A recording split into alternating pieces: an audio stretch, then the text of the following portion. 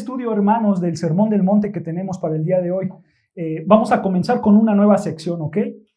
Si recuerdan, hermanos, en Mateo 6, del versículo 1 al versículo 18, si recuerdan, el Señor explica la motivación correcta de la adoración, ¿ok?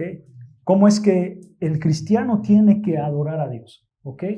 Y a partir, hermanos, del versículo 19 al versículo 34, el Señor Jesús se va a enfocar en las posiciones materiales, ¿ok?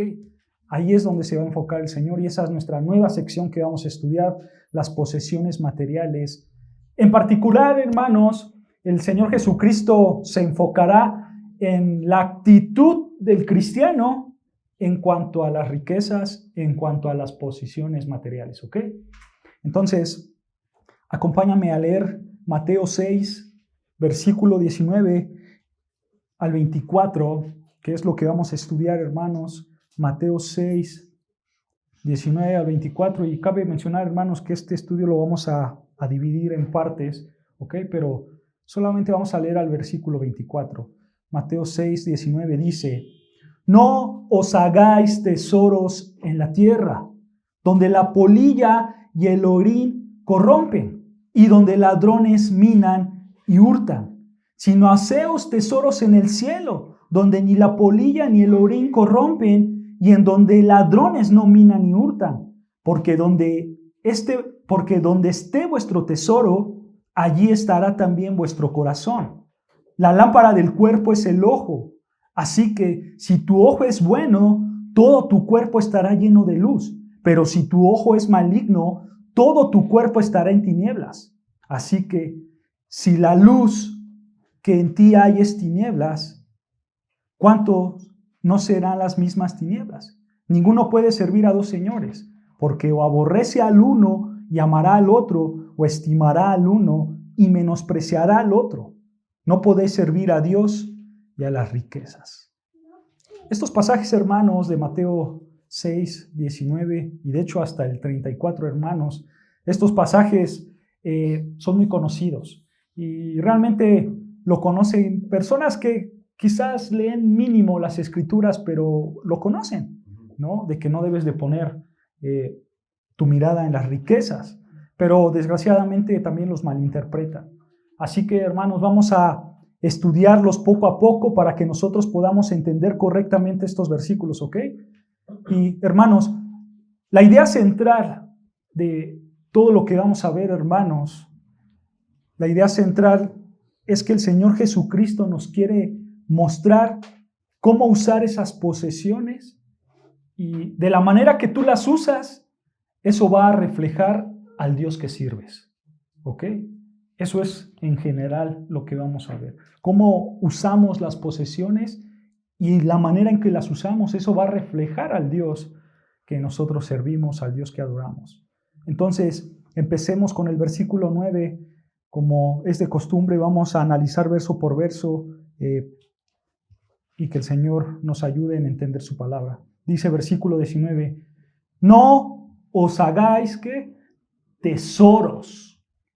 Tengámonos ahí, hermanos. Esa palabra de tesoros en griego, hermanos, es tesauros, y se refiere a riquezas, pero esa palabra, hermanos, da el sentido de apilar tus riquezas, ¿ok? De acumular tus riquezas. Entonces se está refiriendo a juntar el dinero que no necesitamos para nuestras necesidades materiales básicas. A eso se está refiriendo con tesoro, con riquezas. A juntar ese tesoro, a juntar esa riqueza que no necesitamos porque no se necesita para nuestras necesidades básicas. Entonces, ¿a qué se está refiriendo con riquezas? Bueno, se está refiriendo simplemente, hermanos, a un fondo de ahorro. Se está refiriendo, por así decirlo, a guardadito, ¿no? No le estamos haciendo promoción al Banco Azteca, pero esa es la idea, a guardar el dinero. Y no solamente el dinero, hermanos, también se refiere a posesiones en lo general, ¿ok? Carros, casas, terrenos, posesiones. Lo que tengas, a eso se está refiriendo con tesoros, a dinero y a posesiones. Entonces, Cuando el Señor dice ahí en el versículo 19, no os hagáis tesoros, se está refiriendo ¿a qué? A dinero y a posesiones que se acumulan, ¿ok? Esto lo tenemos que tener en mente, hermanos, porque la idea central de todo es esto, ¿ok? Las riquezas, el dinero y las posesiones. Pero nota, hermanos, dice el versículo 19, no os hagáis tesoros, ¿en dónde? En la tierra. No os hagáis tesoros en la tierra. No te hagas de dinero, no te hagas de posesiones materiales en la tierra, dice el Señor. Quiero aclarar algo aquí, hermanos, porque es necesario. Aquí el Señor Jesús no está diciendo que tú debes de ser o debes de hacer un voto de pobreza. Eso no está diciendo. Aquí, hermanos, no es un llamado para que tú no tengas nada. No. Vamos a ver, hermanos, rápidamente lo que enseña la Biblia acerca de las posesiones materiales y cómo usarlas, ¿ok? Vamos a estacionarnos aquí un momento, hermanos, y vamos a ver cómo las Escrituras, cómo Dios habla de las riquezas y de las posesiones materiales, ¿ok? Entonces, empecemos con el Éxodo, los 10 mandamientos. ¿Recuerdan lo que habla el Señor Jesucristo, el Señor nuestro Dios, Jehová, acerca de los 10 mandamientos? Vean lo que dice Éxodo 20, 17. Éxodo 20, versículo 17. Ahí en Éxodo 20 encontramos los 10 mandamientos. Éxodo 20, versículo 17 dice, no codiciarás la casa de tu prójimo, no codiciarás la mujer de tu prójimo, ni su siervo, ni su criada, ni su buey, ni su asno, ni cosa alguna, ¿de quién? De tu prójimo. Aquí está diciendo el Señor, mira, tu prójimo tiene una casa, tu prójimo tiene una mujer o un hombre, tiene esclavos, tiene animales y tiene muchas cosas. Eso es lo que está diciendo el Señor. No lo codicies. Pero si notas, hermanos, el Señor Jesús y nuestro Señor Dios está dando por sentado ¿qué? La propiedad privada, ¿no es cierto? Porque este hombre tiene cosas. Tiene casa, tiene mujer, tiene siervos, criados, ovejas, asnos, tiene cosas. Entonces, el Señor no está condenado a las posesiones. Él no condena tener cosas. Y esta misma idea, hermano, de tener cosas, de tener una propiedad privada, la misma idea está en el Nuevo Testamento. Pero ve, aquí, el Señor no condena las posesiones y da por sentado la propiedad privada. ¿Se dan cuenta?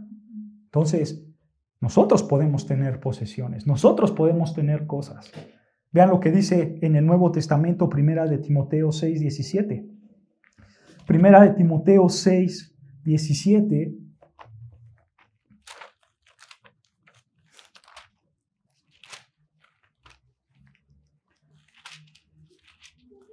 Primer carta de Pablo a Timoteo.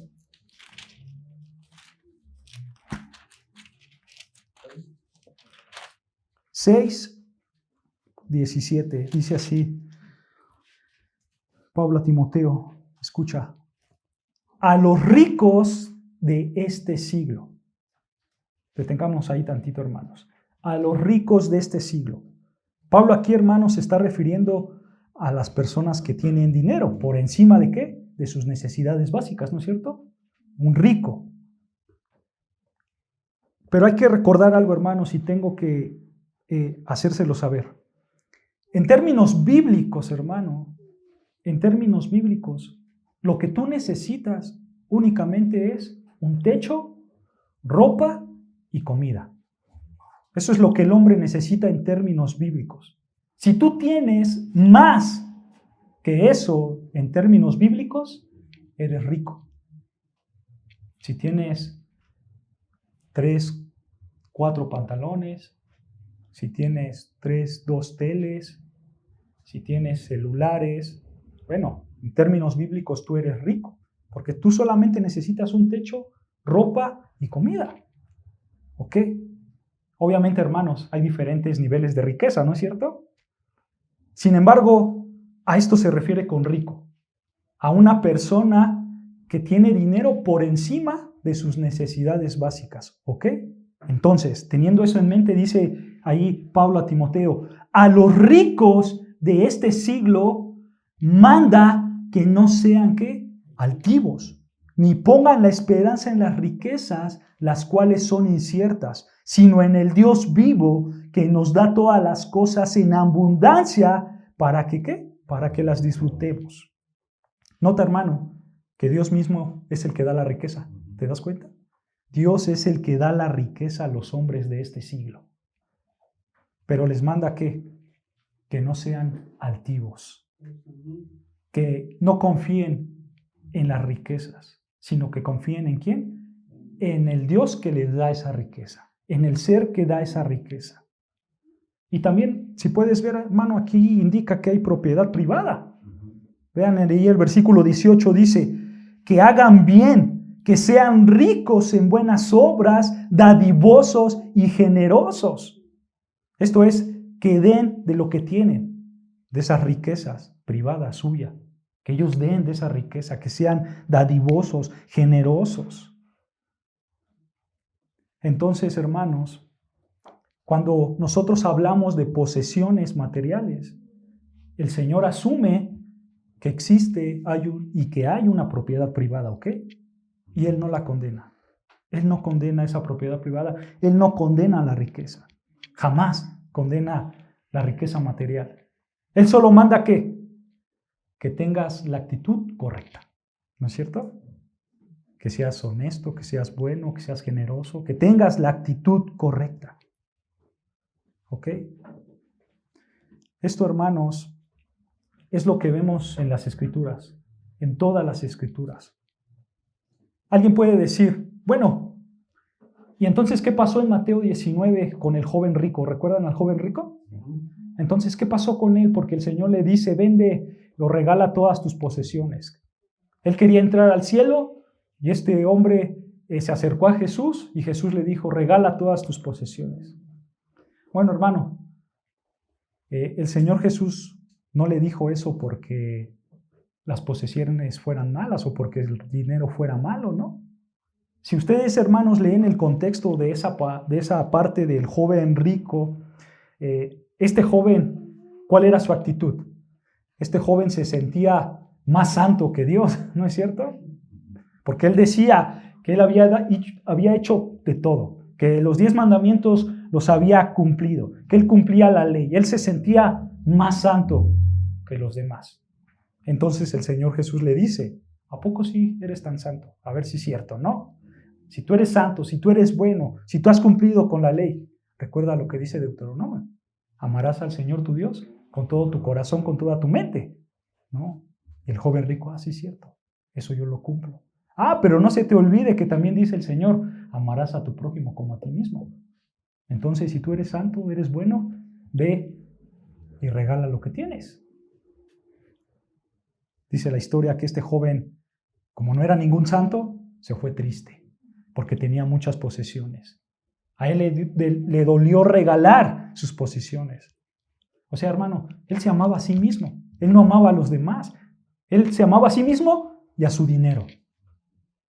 Pero el problema, hermanos, no era el dinero. El problema, ¿cuál era? Su actitud, su corazón, egoísta, de no querer dar a los demás, de no querer someterse a Cristo, de no querer obedecer a Cristo. Este joven no era creyente, no era creyente. Hermanos, el Señor Jesús jamás, en ninguna parte de las Escrituras, jamás condena tener posesiones. Jamás lo condena. De hecho, Él da por sentado la propiedad privada. Pero hermano, no vayas a decir, qué bueno que el Señor no condena las posesiones, porque con las tranzas que he hecho, con lo que me he robado, ya tengo varias. No, hermano. Hay que aclarar y hay que añadir que el Señor no condena las posesiones, pero escucha, las cuales son resultado de un trabajo diligente y honesto. ¿Ok? De hecho, vean lo que dice Proverbios. Acompáñame a Proverbios 24, 3 y 4.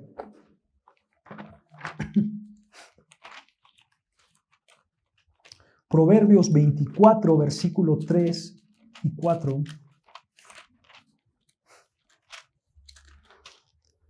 Dice así el proverbista 24, versículo 3. Escucha. Con sabiduría se edificará la casa, y con prudencia, ¿qué? Se afirmará, y con ciencia se llenarán las cámaras de todo bien preciado y agradable. Aquí, hermanos, estamos hablando de una persona que tiene bienes, pero que trabaja con honestidad, ¿ok?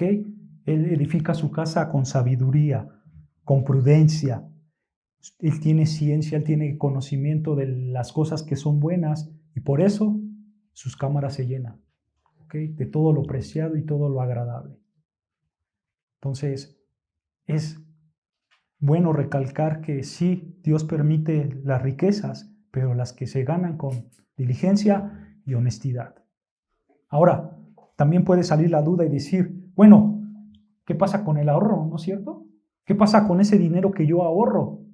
¿Es malo ahorrar? ¿El ahorro es una falta de confianza hacia Dios? ¿El ahorro muestra que confío más en mis riquezas que en Dios? ¿Qué pasa con el ahorro? Bueno, ahí mismo en Proverbios, vean lo que dice por Proverbios 6. Atrasito. Proverbios capítulo 6, versículo 6.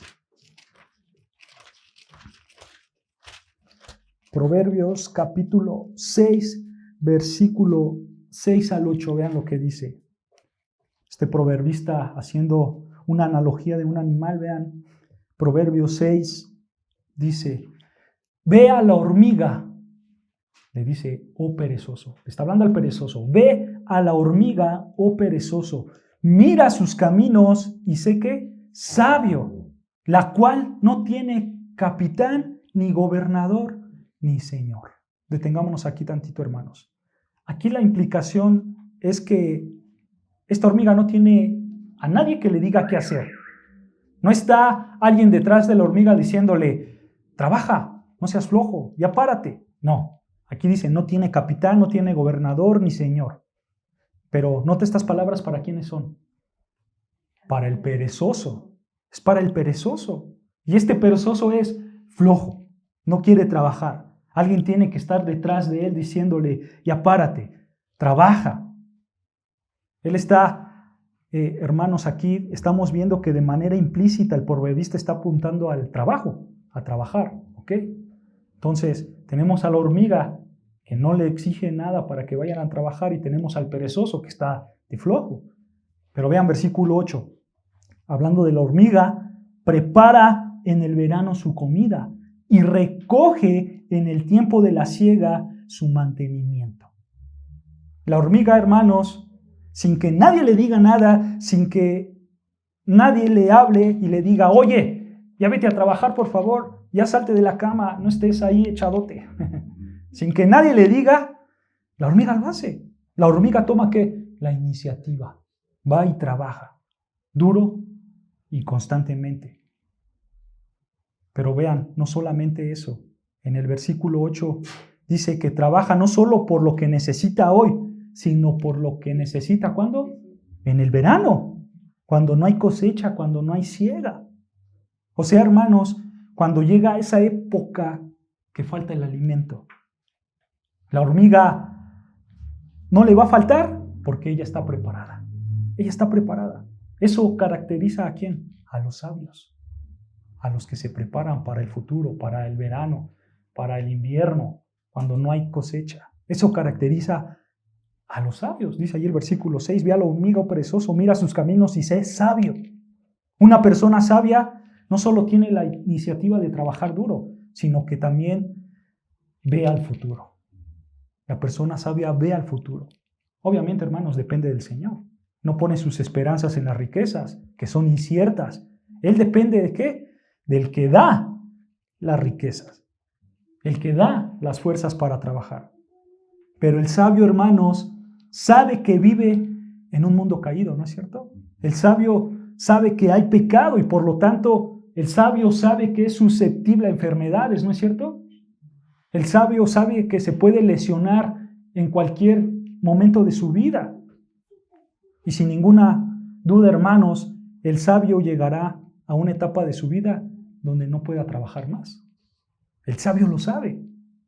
Pero como es sabio, ¿qué hace? Se prepara para ese invierno, ¿no es cierto? Cuando no puede segar, él se prepara para ese día. ¿Se dan cuenta, hermanos? Dios no condena el ahorro. Al contrario, el ahorro es una característica de un sabio, de un hombre sabio. Entonces, tanto el Antiguo Testamento como el Nuevo Testamento, el trabajo es necesario, ya que el Señor provee para nuestras necesidades físicas y aún para más por medio del trabajo honesto y diligente. Hermanos, el Señor sabe que lo que tienes te lo has ganado con tu esfuerzo, con tu trabajo, como dices, con el sudor de tu frente.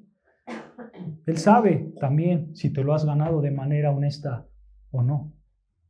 Y también Él sabe y está consciente que tú puedes acumular cosas. Eso no es malo. A Él no le enoja eso, hermanos, porque en las Escrituras vemos claramente que Él da por sentado la propiedad privada. Pero, hermanos, es importante hablar de ese dinero ganado por medio de un trabajo honesto, pero es importante hablar, hermanos, de cómo usar ese dinero. No solamente hay que hablar de que podemos tener dinero, de que podemos tener cosas, posesiones materiales, sino también hay que hablar de cómo usarlas, ¿no es cierto? ¿Cómo es que Dios quiere que nosotros la usemos? De igual manera, y rápidamente lo vamos a ver, hermanos, porque todo esto se relaciona con Mateo 6, ¿ok? Y con todas las Escrituras. Entonces, ya vimos que las riquezas no están mal. Ahora, vean que una vez que ganas esas riquezas por medio de un trabajo honesto, ve cómo las tienes que usar. Primera de Timoteo 5:8, vean lo que dice. Primera de Timoteo, capítulo 5, versículo 8.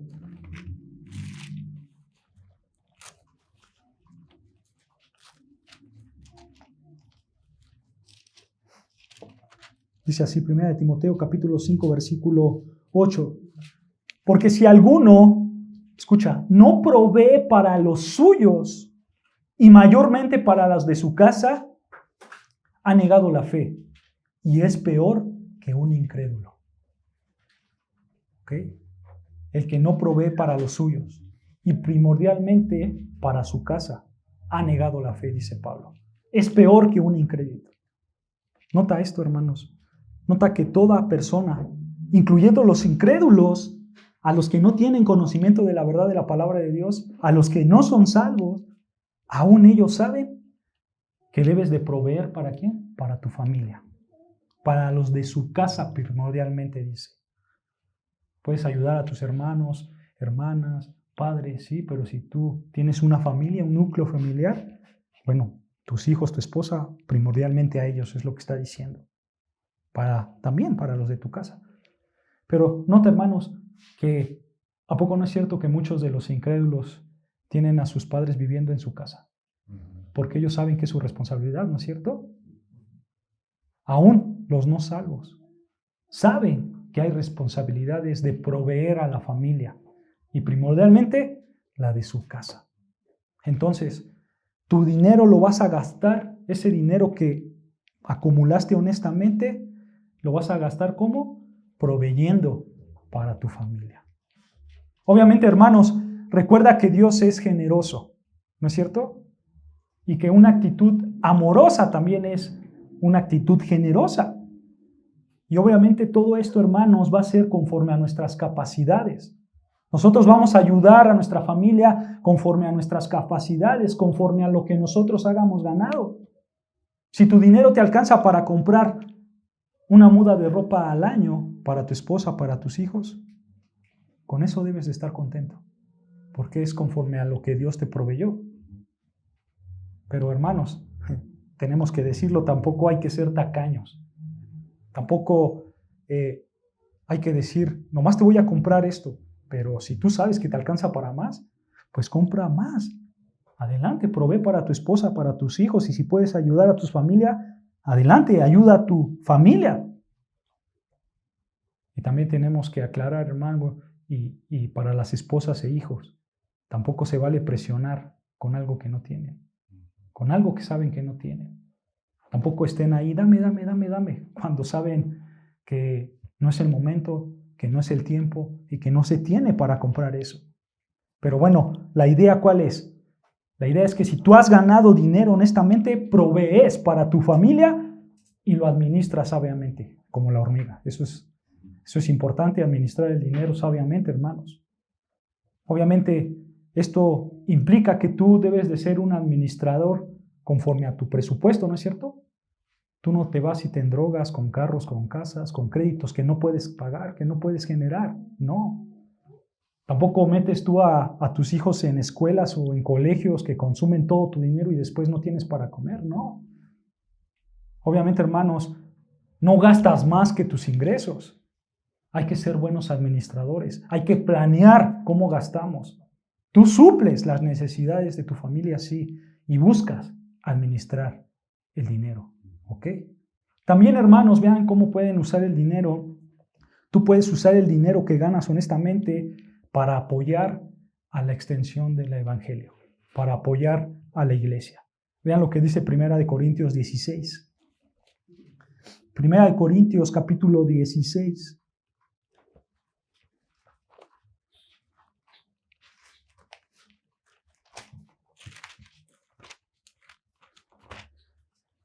Primera de Corintios 16, versículo 1 y 4, dice así, versículo 1. En cuanto a la ofrenda para los santos, haced vosotros también de la manera que ordené en las iglesias de Galacia. Detengámonos ahí tantito, hermanos. Aquí, por cierto, y en su contexto de este texto, hermanos, los hermanos de Jerusalén estaban pasando por necesidades muy grandes, ¿ok? Y entonces, de acuerdo a este verso, una manera, hermano, de cómo gastar tu dinero no solo es apoyar a la extensión de la iglesia, sino también es ayudar al hermano en necesidad. Al hermano que tiene necesidad, tú también lo puedes ayudar por medio del dinero, ¿ok? Y obviamente tú lo ayudas conforme a tus capacidades, ¿ok? Entonces, de manera implícita está esto, ayudar a tus hermanos, ¿ok? Vean, versículo 2. Cada primer día de la semana, o sea, el domingo, cada domingo, cada uno de vosotros ponga aparte algo según que haya prosperado. Aquí, hermanos, estamos hablando de ¿qué? De una ofrenda. Estamos hablando de las ofrendas. Y vea, esa ofrenda es proporcional a tu ingreso. Tú ves cuánto ganas y lo das. Esa ofrenda es voluntaria. Tú la das. Como dice Pablo también, pero en la segunda carta de Corintios 9, no lo busquen, simplemente dice Pablo en esa carta que tú debes de dar con un corazón contento y debes de dar lo que propuso tu corazón. ¿Ok? La ofrenda es como tu corazón lo propone. Si se dan cuenta aquí, hermanos, aquí no estamos viendo ningún tipo de cuotas. Aquí no estamos viendo ningún tipo de porcentajes, como muchas iglesias lo establecen en sus iglesias, el diezmo. No, aquí está hablando Pablo de ofrendas, de algo voluntario, de algo que va proporcional a tu ingreso. Tú sabes tus gastos y tú sabes cuánto das. En el Antiguo Testamento, hermanos, el diezmo o los porcentajes que vemos se refería a los impuestos que los judíos tenían que pagar. Y hermanos, francamente no era el 10%. Si tú sumas todos los impuestos que vemos en el Antiguo Testamento, sumaban hasta 23% anuales lo que ellos tenían que pagar. Y ese dinero, hermanos, se usaba para sostener al gobierno civil, se usaba también para los levitas y para las necesidades de los necesitados. Para eso ellos cobraban los impuestos. De alguna manera, hermanos, ellos lo veían como una beneficencia social. ¿Ok? Y parte del dinero, hermanos, por supuesto que también se iban a sus fiestas. Recuerden, los judíos tenían muchas fiestas. Entonces, parte de ese dinero se iban a las fiestas. Y sabes, hermano, los versículos o el versículo paralelo a esto, a dar porcentajes, a dar tu diezmo, el versículo paralelo del Antiguo Testamento al Nuevo Testamento es Romanos 13. Ese es el versículo paralelo realmente del diezmo, Romanos 13. ¿Y de qué habla Romanos 13? No lo busquen, simplemente les voy a decir. Romanos 13 habla que tú debes de sujetarte a tus autoridades, ¿ok? Y esas autoridades han dicho, paga tus impuestos. ¿Recuerdan lo que dijo el Señor también? Da a César lo que es del César. No importa si es corrupto o si es bueno, tu gobernador, no importa, tú tienes que pagar tus impuestos. Y fíjate algo interesante ahí en Romanos 13, cuando dice Pablo, paga tus impuestos al gobierno. ¿Ustedes saben cuál era el gobernador que estaba en turno cuando Pablo escribió esas palabras? Bueno, estaba el Nerón, gobernador Nerón. Nerón, hermanos, era uno de los gobernantes más malos de toda la historia. Él persiguió a muchos cristianos y los mató. Entonces Nerón estaba gobernando y Pablo le dice, sujétate a tu gobernante y paga tus impuestos. Si él te dice que debes de dar tus impuestos, entonces págalos. Entonces, hermano, eso de dar el diezmo es paralelo a Romanos 13. ¿Ok? Y hermanos, para hoy en día, nosotros vemos que y manejamos en esta iglesia las ofrendas, porque es lo que enseña el Nuevo Testamento, las ofrendas de la iglesia. Ya no enseña que debes de dar el diezmo, porque el diezmo se da para tu gobierno, para tus impuestos. ¿Okay? Ahora, para ayudar a la iglesia se da ¿qué? Ofrenda. Y esa ofrenda debe de ser voluntaria. Voluntaria. No es algo impuesto, es voluntario. De hecho, vean lo que dice Proverbios 3, 9 y 10. Quizás es un pasaje muy conocido, pero igual muy mal interpretado. Proverbios 3, versículo 9 y 10.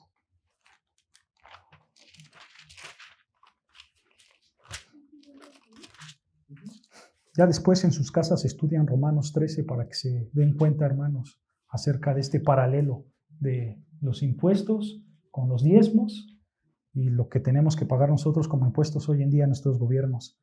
Entonces, vean, Proverbios 3, versículo 9 dice, honra a Jehová, ¿con qué? Con tus bienes y con las primicias de todos tus frutos, y serán llenos tus graneros con abundancia, y tus lagares rebosarán de mosto. Esta palabra, hermanos, de primicias son ofrendas. Son ofrendas, a eso se refiere las primicias, a una ofrenda. Pero nota algo, aquí nunca está estableciendo cuánto tienes que dar, ¿o sí? ¿No? ¿Eso qué quiere decir? Eso quiere decir que la ofrenda es voluntaria. ¿Se dan cuenta? La ofrenda para el Señor, honra a Jehová con tus bienes, una ofrenda para el Señor es voluntaria. ¿Ok? Y esto, hermanos, va en paralelo a lo que ya vimos en 1 Corintios 16:2. ¿Recuerdan lo que dice 1 Corintios 16:2? Cada uno de vosotros ponga aparte algo según haya prosperado. Eso es lo paralelo. Según tú hayas prosperado, ofrenda. Dice Pablo, tú tienes tu ingreso. A veces das más, a veces das menos. Pero tú propones en tu corazón, ¿no es cierto? Por ejemplo, yo propongo en mi corazón dar el 15% o el 20% de mis ingresos, o más o menos, no sé. Solo tú y el Señor saben, ¿ok? Pero tú pones en tu corazón una cifra, ¿no es cierto? Pero ¿qué pasa, hermanos? Resulta que te salió un gasto de más. Por X circunstancia, porque tu hijo se enfermó, porque tu nieto se enfermó, porque un familiar tuvo accidente y tú necesitas el dinero porque hay un imprevisto. Obviamente, hermanos, lo que tú pusiste en tu corazón de decir yo iba a dar al Señor 20%, 10, 15, lo que sea, tú planeas dar, pero hubo un imprevisto y ahora solamente vas a dar el 2% porque tuviste que gastar. Bueno, el Señor lo sabe, hermanos. El Señor lo sabe. Sabe tu situación. A esto se refiere Pablo cuando dice, según hayas prosperado. El Señor sabe lo que rodea en tu vida. Tú ves tus ingresos, planeas cuánto das al Señor y lo haces ¿cómo? Voluntariamente. ¿Qué tal si en este mes tuviste más ingresos de lo que esperabas y puedes dar más al Señor? Bueno, cada quien sabe. Recuerden, esto es entre tú y el Señor. Pero tú planeas, ¿ok? Y tú das según hayas prosperado. Recuerden, hermanos, siempre el Señor, como ya lo dije, Él ve que la actitud del corazón. Ya después el acto externo, pero primero ve lo del corazón. Recuerden, hermanos, que lo interno produce ¿qué? Lo externo. El interno produce lo externo. Entonces, vean lo que dice ahí 1 Corintios 16:2. 1 Corintios 16, versículo 2.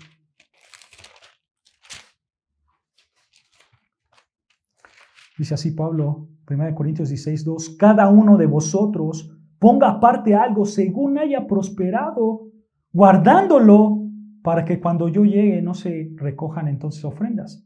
Y cuando haya llegado a quienes hubiera designado por carta, a estos enviaré para que vayan vuestros donativos a Jerusalén, y si fuera propio que yo también vaya, irán conmigo, perdón.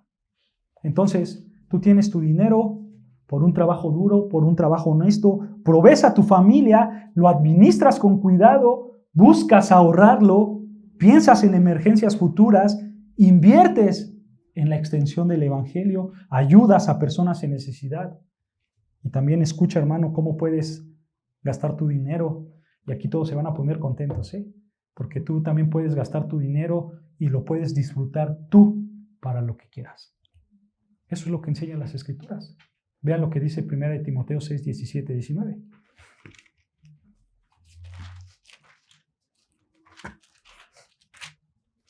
Primera de Timoteo 6, 17 y 19. Ya lo leímos, pero aquí está esa verdad. Primera de Timoteo 6, versículo 17 dice, a los ricos de este siglo manda que no sean altivos ni pongan la esperanza en las riquezas, las cuales son inciertas, sino en el Dios vivo que nos da ¿qué? Todas las cosas en abundancia. ¿Para qué? Para que las disfrutemos. ¿Se dan cuenta?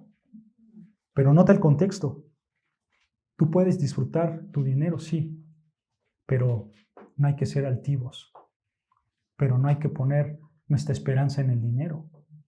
Sino versículo 18, que haga bien, que sean ricos en buenas obras, dadivosos, generosos, atesorando para sí buen fundamento por lo venir, que echen mano de la vida eterna.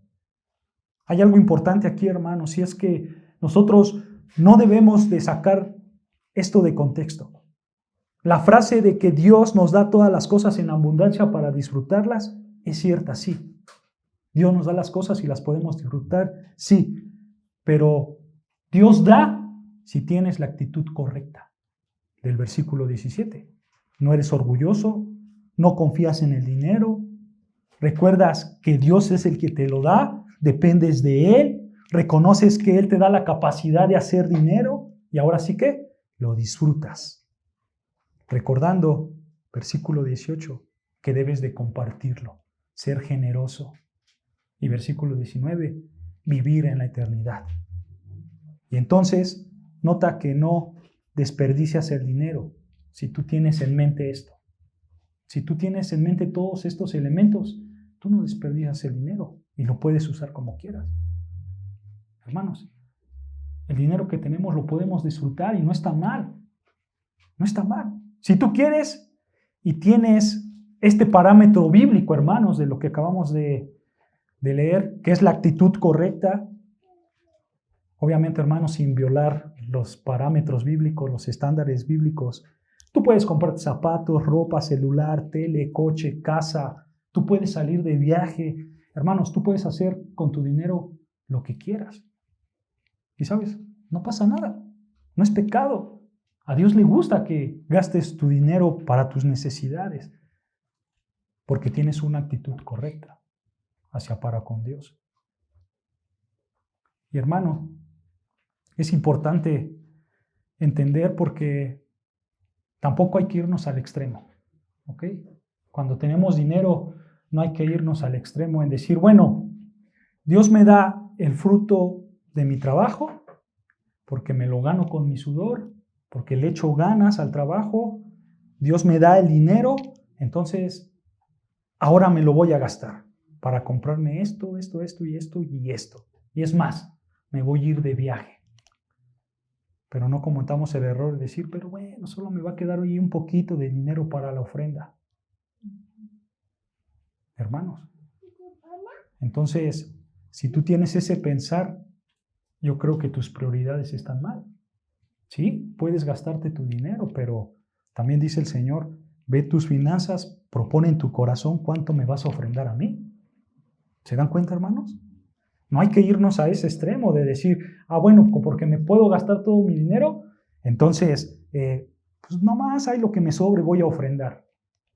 Hermanos, eso es pecado. Eso es pecado.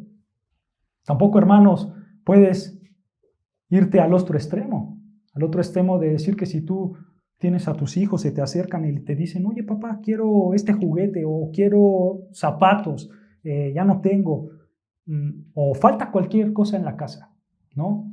Y tú dices, híjoles, ay, ahorita no, es que yo tengo que dar el 50% de mi dinero a las ofrendas. Hermano, si ves que tu hijo no tiene zapatos, si ves que falta algo en la casa que es necesario para la familia, bueno, entonces ya te pasaste de la mano, ¿no es cierto? Y te estás yendo al otro extremo. ¿Se dan cuenta, hermanos? Aquí yo quiero, hermanos, que noten que al final esto es entre un asunto entre tú y el Señor. Solo tú y Él. Aquí, hermanos, están los principios. ¿Ok? Ahora la aplicación es entre tú y el Señor.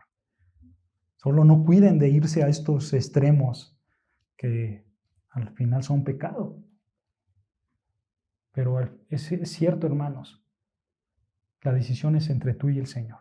Entonces, ganas el dinero por un trabajo honesto. Y, hermanos, obviamente también, si alguien te regala dinero, no está mal, ¿eh? Si alguien te regala dinero por tu cumpleaños o por un bono extra en el trabajo, no sé, por lo que sea, es bueno. No vayas a decir y digas, no me regales el dinero porque solamente yo tengo que ganarme el dinero con mi trabajo honesto.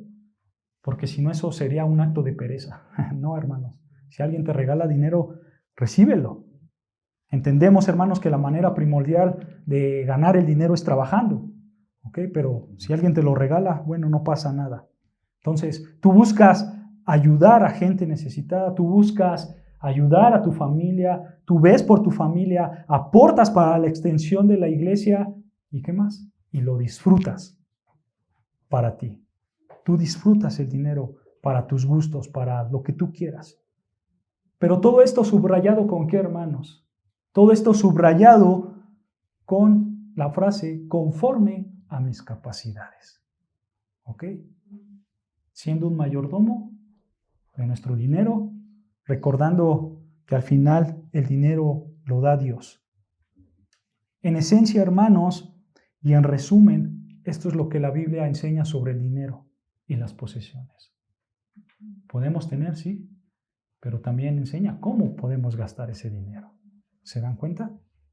Entonces, regresando en Mateo 6:19, ya vamos a acabar, hermanos. Mateo 6:19, el Señor Jesucristo dice, no hagáis tesoros en la tierra. Entonces, lo que el Señor está condenando aquí, hermanos, escucha, es la actitud de dinero y posesiones, es la actitud de tenerlo con una manera egoísta. Eso es lo que está condenado el Señor. ¿Sí? El Señor da el dinero, pero si tú tienes ese dinero con motivos egoístas, entonces, dice el Señor, no acumules esos tesoros, no acumules ese dinero aquí en la tierra. Aquí, hermanos, el Señor está dando por sentado que hay personas que no administran su dinero como a Dios le agrada. Ya lo vimos. De hecho, hermanos, Vean lo que dice Lucas 12, y lo vimos el miércoles, para los que vinieron y para los que pudieron ver el estudio del miércoles por internet. Vean, de esto fue lo que trató. Lucas 12, 13. Lucas 12, versículo 13 al 21. Vean, dice Lucas 12, 13. Le dijo uno de la multitud: Maestro, di a mi hermano que parta conmigo la herencia. Mas él le dijo: Hombre, ¿quién me ha puesto sobre vosotros como juez o partidor? Y les dijo: Mirad, guardaos ¿de qué? De toda avaricia, porque la vida del hombre no consiste en la abundancia de los bienes que posee. También le refirió una parábola diciendo: la heredad de un hombre rico había producido ¿qué? Mucho. Aquí tenemos a un hombre rico que produció mucho dinero. Y él pensaba dentro de sí diciendo: ¿qué haré? ¿Por qué no tengo dónde gastar mis frutos? Aquí, hermanos, hay un problema, ¿ok? Él no tiene espacio para guardar sus frutos. Nota, hermanos, que aquí la implicación es que él no piensa en nadie más que en sí mismo, más que en su dinero. Él no piensa en cómo usar ese dinero. Él no piensa en la extensión del reino. Él no piensa en su familia. Él no piensa en ayudar a los demás. Él solo piensa en ¿qué? En sí mismo. Versículo 18. Y dijo: esto haré, derribaré mis graneros y los edificaré mayores, y allí guardaré todos mis frutos y mis bienes, y diré a mi alma: alma, muchos bienes tengo guardados para muchos años, repósate, come, bebe, regocíjate. Todo, hermanos, gira alrededor de él. Como muchos hoy en día, ¿no? Muchos jóvenes piensan y dicen: voy a guardar y guardar y guardar y guardar todo mi dinero para cuando me jubile yo pueda gastar todo mi dinero para mí mismo. Solo piensan en ellos. Ya lo vimos, no está mal disfrutar de bienes temporales. Tampoco está mal ahorrar, pero de nuevo, hermanos, esa no es tu prioridad. Ahí no debe de estar tu corazón. Estas personas, hermano, claramente vivían para servir ¿a quién? Al dinero. Y detrás del dinero estaba solo él. Este hombre pensó que como tenía mucho dinero, entonces iba a vivir más años para disfrutar todo lo que tenía. Versículo 20.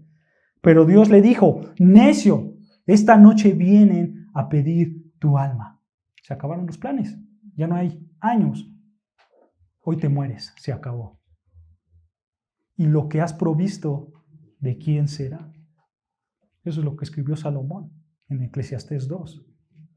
La búsqueda de la satisfacción fuera de Dios, todo es vanidad. Vanidad. Como dice Salomón, estos hombres nomás acumulan, pero después están tristes. Están tristes porque no saben qué va a pasar con su dinero, no saben quién se lo va a gastar, qué va a pasar. Se afanan en eso. Dice versículo 21, así es el que hace para sí tesoro y no es rico para con Dios. Este, hermanos, es un ejemplo de alguien que hizo tesoros en la tierra, que guardó el dinero con fines egoístas y pecaminosos. A esto se está refiriendo el Señor en Mateo 6:19 cuando dice: no hagas tesoros en la tierra. O sea, no acumules dinero, posesiones materiales, solamente pensando en ti. Esa es la prohibición. No acumules dinero ni tesoro pensando solo en ti, de manera egoísta. Si haces esto, si tú acumulas tus bienes de manera egoísta, fíjate lo que va a pasar. Tu dinero será sujeto a destrucción. Tus bienes serán sujetos a destrucción. Vean lo que dice Mateo 6:19. Mateo 6:19 dice: no os hagáis tesoros en la tierra, donde la polilla y el orín corrompen. La polilla aquí, hermano, se refiere a un insecto. En esa época, la gente con dinero compraba ropas de lana. En nuestra época es como si tú compraras ropa de alguna marca grande. Obviamente eso te daba estatus, ¿no? Te da estatus hoy en día, desgraciadamente. Y en este tiempo, bueno, si tú tenías ropa de lana, entonces eso te daba estatus. Pero el problema, ¿cuál era? Cuidarla. Cuidarla porque con frecuencia la polilla se comía la lana. Entonces, las personas con dinero enfrentaban este problema. Y también, recuerden, el dinero se medía por el grano que tenías. Estos hombres también almacenaban grano, ellos compraban y almacenaban, era como un tipo de inversión para ellos, comprar y almacenar. En esta cultura, recuerden hermanos, era una cultura agropecuaria, ¿ok? Por eso el grano era muy estimado en su valor. Ellos lo guardaban como el rico de la parábola, quería guardar sus granos. Entonces, el problema era que a veces se lo comían las ratas, a veces se lo comían los insectos y otros animales. De hecho, la palabra ahí que dice orín tiene la idea de ser comido. Eso es a lo que se refiere el orín, a ser comido. Probablemente en esta traducción de Reina Valera nos podemos imaginar muchas cosas, pero bueno, la idea es comer, ¿ok? Entonces, lo que está diciendo el Señor Jesús es donde la polilla y la comida se corrompen, ¿ok? Él se refiere a animales que se comen el grano. Y esa palabra de corromper, hermanos, tiene la idea de ser destruido. ¿Ok? Entonces, el Señor Jesús dice, el dinero y las posesiones acumuladas de manera egoísta están sujetas ¿a qué? A destrucción. A destrucción. ¿Cómo se destruyen en nuestros días estas posesiones? Bueno, por una caída económica, ¿no es cierto? Por un desastre natural. Aquí en México, hermanos, tiembla mucho y hoy en día está temblando más fuerte que en otros años. Así puede acabar tus posesiones. Y no solo eso, dice versículo 19 al final, y donde ladrones minan y hurtan.